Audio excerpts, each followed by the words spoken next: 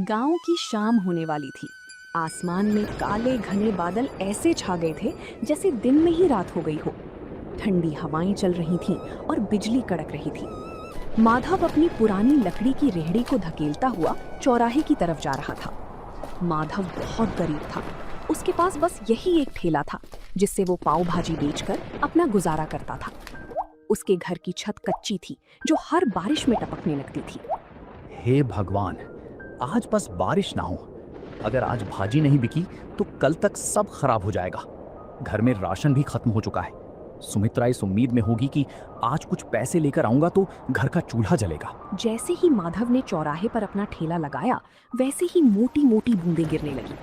देखते ही देखते बहुत तेज बारिश शुरू हो गई। लोग अपनी अपनी दुकानों के शटर गिराकर घर जाने लगे। तभी माधव ने जल्दी से एक फटी हुई पन्नी निकाली और अपनी पाव भाजी को बचाने के लिए उसे ढक दिया। वो खुद तो भीग रहा था पर उसे चिंता अपनी भाजी की थी। तभी गांव का एक आदमी बिरजू, जो माधव के ठेले के पास से जा रहा था, उसने माधव से कहा, अरे माधव, ये क्या कर रहे हो? ऐसी आफत वाली बारिश में कौन बाहर आएगा तुम्हारी पाव भाजी खाने? घर जा भाई, वरना बीमार हो जाएगा। बिरजू भाई, गरीब को बीमारी से ज्यादा भूख का डर लगता है। आज दिन भर से 1 रुपए की भी बोहनी नहीं हुई है। अगर खाली हाथ घर गया तो सुमित्रा को क्या मुंह दिखाऊंगा। बारिश और भी तेज हो गई। वो एक पेड़ के नीचे खड़ा होकर बस आसमान की तरफ देखने लगा। उसकी आंखों में आंसू थे और दिल में डर। रात के 8 बज गए थे। बारिश थोड़ी धीमी हुई थी लेकिन हर तरफ सन्नाटा था। माधव ने सोच लिया था कि आज का दिन उसके लिए खराब गया। अब घर लौट जाना चाहिए।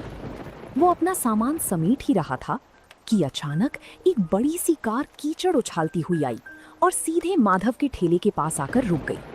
उस कार से एक साहब बाहर उतारते हैं और कहते हैं, ओ भाई, क्या कुछ खाने को मिलेगा? हम लोग शहर जा रहे थे लेकिन आगे का रास्ता बंद है। बहुत जोर की भूख लगी है। जी साहब, भाजी तो तैयार है, बस पाव गरम करने की देर है। आप 5 मिनट रुकिए, मैं अभी देता हूँ। अरे भाई जल्दी करो, इस ठंड में कुछ गर्मा गर्म मिल जाए तो जान में जान आए। माधव के मुरझाए हुए चेहरे पर रौनक आ गई। उसने जल्दी से चूल्हा जलाया। मक्खन की खुशबू चारों तरफ फैल गई। उसने तवे पर भाजी को अच्छे से मैश किया और पाव को मक्खन लगाकर लाल होने तक सेंका। गर्मा गर्म धुआं निकलती पाव भाजी देखकर उन मुसाफिरों की भूख और बढ़ गई। जिसके बाद माधव गर्मा गर्म पाव भाजी की प्लेट सजाकर साहब को देता है। लीजिए साहब, गर्मा गर्म पाव भाजी खाइए। जिसके बाद साहब जैसे ही पाव भाजी का एक निवाला खाते हैं तो माधव से कहते हैं, वाह भाई, क्या स्वाद है। हमने शहर के बड़े होटलों में खाया है पर ऐसी चटपटी भाजी कहीं नहीं मिली। तुमने तो कमाल कर दिया। सच में यार, इस बारिश में इसका स्वाद दुगना हो गया है। भाई 2 प्लेट और लगाओ। माधव की मेहनत रंग लाई। उन लोगों ने भर पेट खाना खाया। जब पैसे देने की बात आई तो साहब ने खुश होकर माधव को 2000 का नोट थमा दिया। साहब, ये तो बहुत ज्यादा है। मेरे पास तो छुट्टी भी नहीं है। रख लो भाई, इस मुसीबत में तुमने हमें खाना खिलाया, ये उसके लिए छोटा सा इनाम है। खुश रहो। गाड़ी वहां से चली गई। तभी माधव ने उस नोट को अपने सिर से लगाया और भगवान का शुक्रिया किया। वो जल्दी जल्दी अपना ठेला लेकर घर की तरफ भागा। उसे लग रहा था जैसे आज वो दुनिया का सबसे अमीर आदमी है, पर उसे नहीं पता था कि गांव का ही एक लालची आदमी राजेश ये सब छिपकर देख रहा था और उसके मन में जलन पैदा हो रही थी। राजेश गांव में एक छोटी सी किराने की दुकान चलाता था, लेकिन उसका दिल बहुत छोटा था।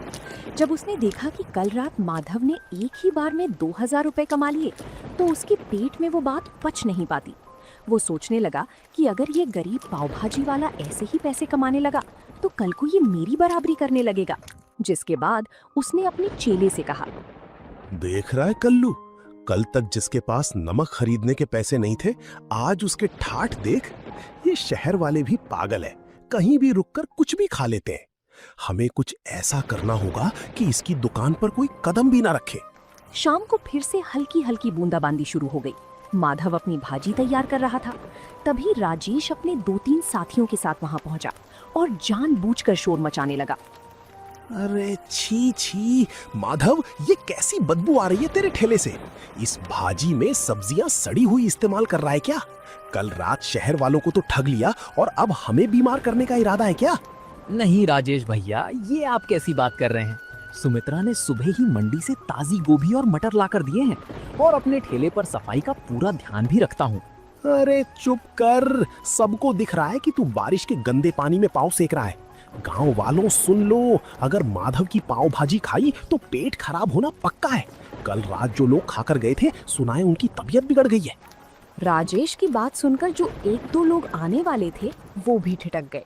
गांव में अफवाह आग की तरह फैलती है। माधव सफाई देता रहा, लेकिन राजेश ने वहां इतना हंगामा किया कि लोग डर के मारे दूर हटने लगे। माधव का दिल टूट गया। उसे समझ ही नहीं आ रहा था कि बिना किसी गलती के उसे ये सब क्यों झेलना पड़ रहा है। अगले 2 घंटे तक माधव खाली बैठा रहा। बारिश तेज होने लगी थी और राजेश दूर खड़ा ये सब देखकर हंस रहा था। तभी अचानक वही गाड़ी फिर से आकर रुकी जो परसों आई थी। गाड़ी से वही साहब बाहर निकले, लेकिन आज उनके साथ उनकी पत्नी भी थी। साहब मुस्कुराते हुए माधव के पास आते हैं और कहते हैं, नमस्ते भाई, आज हम खास तौर पर तुम्हारी पाव भाजी खाने के लिए शहर से यहाँ तक आए हैं। मेरी पत्नी को तुम्हारी भाजी का स्वाद इतना पसंद आया कि उसने आज घर पर खाना ही नहीं बनाया। साहब, पर यहाँ तो लोग कह रहे हैं कि मेरी भाजी खाकर आपकी तबीयत खराब हो गई थी। अरे कौन फैला रहा है ये झूठ? हम तो कल से और ज्यादा तरोताजा महसूस कर रहे हैं। बल्कि मैंने तो अपने ऑफिस के ग्रुप में भी तुम्हारी फोटो डाली है। देखो पीछे एक और गाड़ी आ रही है, वो सब मेरे दोस्त हैं। साहब की बात सुनते ही राजेश का चेहरा पीला पड़ गया। देखते ही देखते वहां 3-4 गाड़ियां और रुक गईं। माधव ने फुर्ती से काम शुरू किया। ताजे मक्खन और मसालों की ऐसी महक उठी कि गांव के जो लोग राजेश की बातों में आ गए थे वो भी अपनी भूख नहीं रोक पाए। तब एक बुजुर्ग माधव के ठेले पर आकर बोलता है, माधव बेटा, हमें माफ करना, हम इस राजेश की बातों में आ गए थे।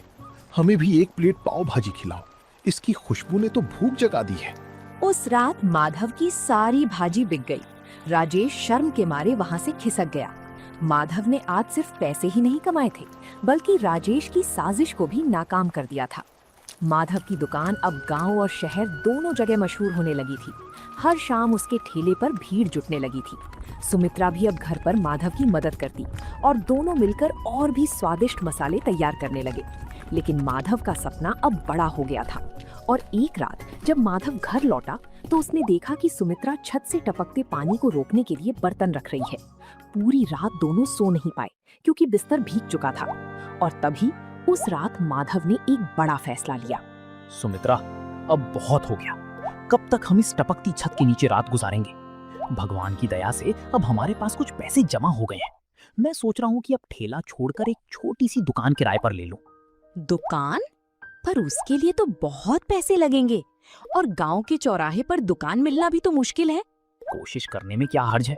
अगर एक बार पक्की दुकान हो गई तो बारिश में भी धंधा बंद नहीं होगा और लोग आराम से बैठकर खा सकेंगे। मैं कल ही सरपंच जी से बात करूंगा। अगले दिन माधव सरपंच जी के पास गया। सरपंच जी ने माधव की मेहनत देखी थी, इसलिए उन्होंने उसे चौराहे के पास एक पुरानी दुकान किराए पर दिलाने में मदद की। माधव ने दिन रात एक करके उस दुकान की सफाई की और उसे एक छोटी सी पाव भाजी ढाबे का रूप दे दिया। माधव के ढाबे का नाम रखा गया माधव पाव भाजी सेंटर। उद्घाटन के दिन माधव ने पूरी गांव को न्योता दिया। उसने सोचा था कि पुरानी बातें भूलकर वो राजेश को भी बुलाएगा ताकि गांव में भाईचारा बना रहे। जिसके बाद माधव राजेश की दुकान पर जाता है और कहता है, राजेश भाई, आज मेरी छोटी सी दुकान का उद्घाटन है, आप जरूर आना, मुझे बहुत खुशी होगी। बड़ा आया दुकान खोलने वाला। 2 दिन क्या शहर वाले रुक गए, तू तो अपने आप को राजा समझने लगा। जा, मैं नहीं आने वाला तेरी सड़ी हुई दुकान पर। माधव उदास मन से वापस आ गया। शाम को ढाबे पर खूब रौनक थी। मुसाफिर, गांव के लोग और बच्चे सब बड़े चाव से पाव भाजी खा रहे थे। तभी अचानक कुछ ऐसा हुआ जिसकी किसी ने उम्मीद नहीं की थी। गांव के कुछ आवारा लड़के, जिन्हें राजेश ने पैसे देकर भेजा था, ढाबे के अंदर आए और शोर मचाने लगे। और एक लड़का जानबूझकर प्लेट नीचे गिरा देता है और कहता है, अरे ये कैसी भाजी है? इसमें तो कंकड़ पत्थर है। तुम लोग हमें बीमार करना चाहते हो क्या? माधव सन्न रह गया। उसे पता था कि भाजी उसने खुद छानी है, उसमें कंकड़ हो ही नहीं सकते। लेकिन वो लड़के इस बात को लेकर दुकान का सामान बाहर फेंकने लगे, जिसके कारण दुकान का पूरा माहौल खराब हो गया। तभी भीड़ में से एक कड़क आवाज आई, रुको, ये क्या बदतमीजी है। सबने मुड़कर देखा तो वो गांव के नए हेड कांस्टेबल रघुवीर सिंह थे। वो सादे कपड़ों में अपनी पत्नी के साथ वहां पाव भाजी खाने आए थे। उन्हें देखकर राजेश के भेजे हुए लड़के घबरा गए, जिसके बाद रघुवीर सिंह उन लड़कों के पास जाकर कंकड़ वाली प्लेट उठाते हैं और कहते हैं, तुम कह रहे हो इसमें कंकड़ है? जरा मैं भी तो देखूं। हाँ, अरे ये कंकड़ तो ऊपर से डाले गए लगते हैं, क्योंकि इस कंकड़ पर भाजी का मसाला भी नहीं लगा है। सच सच बताओ, तुम्हें यहाँ हंगामा करने के लिए किसने भेजा है? वो साहब, हमें तो राजेश भैया ने बोला था कि माधव की दुकान जमने नहीं देनी है। उन्होंने हमें पैसे दिए थे। ये सुनते ही वहां खड़े गांव वालों में कानाफूसी शुरू हो गई। सबको समझ आ गया कि माधव बेकसूर है, जिसके बाद रघुवीर सिंह ने उन लड़कों को डांट कर भगा दिया और माधव से कहने लगे, माधव भाई, डरो मत। तुम्हारी ईमानदारी ही तुम्हारी सबसे बड़ी ताकत है। आज से यहाँ तुम्हें कोई परेशान नहीं करेगा। चलो, अब हमारे लिए 2 प्लेट बढ़िया सी पाव भाजी लगाओ, बहुत भूख लगी है। माधव की आंखों में आंसू आ गए। उसने हिम्मत जुटाई और फिर से काम शुरू किया। उस दिन के बाद गांव वालों का भरोसा माधव पर और भी ज्यादा बढ़ गया। माधव का काम अब दिन दुगुनी रात चौगुनी तरक्की कर रहा था। दूसरी तरफ राजेश की जलन कम होने का नाम नहीं ले रही थी। उसने सोचा कि अगर माधव पाव भाजी बेचकर अमीर हो सकता है तो मैं क्यों नहीं। उसने भी अपनी दुकान के बाहर पाव भाजी का बड़ा सा बोर्ड लगा दिया और तभी राजेश ने अपने चेले कल्लू से कहा, देख कल्लू, माधव ताजी सब्जियां और महंगा मक्खन डालता है, इसलिए उसे बचत कम होती है। हम क्या करेंगे, हम मंडी से सस्ती और थोड़ी बासी सब्जियां लाएंगे और मक्खन की जगह सस्ता डालडा घी इस्तेमाल करेंगे और स्वाद के लिए तेज मिर्च डाल देंगे, किसी को पता नहीं चलेगा। राजेश ने दुकान तो शुरू कर दी, लेकिन उसका इरादा सिर्फ पैसा कमाना था, सेवा करना नहीं। शुरुआत में कुछ लोग कम दाम के लालच में राजेश के पास गए, लेकिन 2 ही दिन में असर दिखने लगा और एक दिन गांव का एक आदमी पेट पकड़कर राजेश की दुकान पर आया और कहने लगा, अरे राजेश, ये क्या खिला दिया तुमने? कल रात तुम्हारी पाव भाजी खाई थी, तब से पूरे घर का पेट खराब हो गया है। डॉक्टर के यहाँ चक्कर लगाने पड़ रहे हैं। धीरे धीरे राजेश की पोल खुलने लगी। जो लोग सस्ते के चक्कर में राजेश के यहाँ पाव भाजी खाने गए थे, उनकी तबीयत खराब हो गई थी। गांव के पंचायत में राजेश की शिकायत पहुंच गई। सरपंच जी ने राजेश पर भारी जुर्माना लगाया और उसकी दुकान कुछ दिनों के लिए बंद करवा दी। राजेश को लालच की बहुत बड़ी सजा मिली थी। राजेश की दुकान बंद हो गई और पूरे गांव में उसकी बदनामी हो गई। दूसरी तरफ माधव ने अपनी मेहनत से न केवल गांव वालों का दिल जीता, बल्कि अब दूर दूर से लोग उसकी पाव भाजी का स्वाद चखने आने लगे थे। लेकिन माधव का दिल आज भी उतना ही साफ था जितना पहले दिन था। माधव का छोटा सा ढाबा अब छोटा पड़ने लगा था। शहर के एक बड़े अखबार में माधव की कहानी छपी कि कैसे एक गरीब पाव भाजी वाले ने अपनी ईमानदारी से अपनी किस्मत बदली। इस खबर के बाद शहर के एक बड़े बिजनेसमैन माधव के पास आए। माधव भाई, आपकी भाजी में जो स्वाद है वो मैंने आज तक कहीं नहीं चखा। मैं चाहता हूँ कि शहर के मुख्य हाईवे पर हम मिलकर एक बड़ा फैमिली रेस्टोरेंट खोलें। जगह और पैसा मेरा होगा और हुनर आपका। साहब, मैं तो एक छोटा सा आदमी हूँ। मुझे डर लगता है कि कहीं मैं इतनी बड़ी जिम्मेदारी संभाल पाऊंगा या नहीं। क्यों नहीं संभाल पाएंगे? आपने कीचड़ और बारिश में ठेला चलाया है, ये तो फिर भी छत के नीचे का काम है।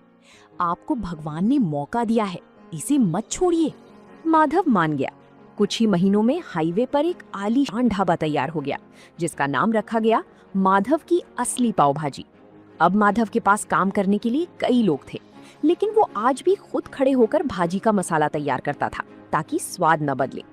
माधव अब एक बड़ा आदमी बन चुका था। उसने गांव में अपने लिए एक पक्का और सुंदर घर बनवा लिया था।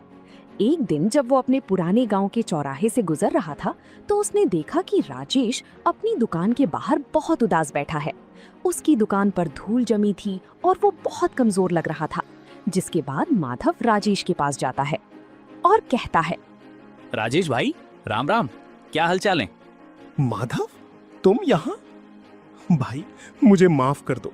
मैंने तुम्हारे साथ बहुत बुरा किया, तुम्हारी दुकान उजाड़ने की कोशिश की। आज देखो, कुदरत ने मुझे वहीं लाकर खड़ा कर दिया है। मेरी दुकान बिकने की कगार पर है और मेरे पास कोई काम नहीं है। पुरानी बातें भूल जाओ राजेश भाई। इंसान गलती का पुतला है। मुझे आपसे कोई शिकायत नहीं है। अगर आप चाहें तो मेरे नए होटल में स्टोर मैनेजर का काम संभाल सकते हैं। मुझे किसी भरोसेमंद आदमी की जरूरत है। तुम सच में महान हो माधव। मैंने तुम्हें गिराना चाहा और तुम मुझे सहारा दे रहे हो। मैं वादा करता हूँ अब कभी लालच नहीं करूंगा और पूरी ईमानदारी से काम करूंगा। माधव ने राजेश को गले लगा लिया। गांव वाले ये देखकर दंग रह गए कि कैसे एक गरीब पाव भाजी वाले ने न केवल गरीबी को हराया बल्कि अपने दुश्मन को भी अपनी अच्छाई से जीत लिया। माधव की कहानी हमें सिखाती है कि बारिश चाहे कितनी भी तेज हो, अगर इरादे पक्के हों तो सूरज जरूर निकलता है। तो दोस्तों, आप लोगों को ये कहानी कैसी लगी कमेंट करके जरूर बताएं और ऐसी कहानियों को देखने के लिए वीडियो को लाइक करें और चैनल को सब्सक्राइब करें।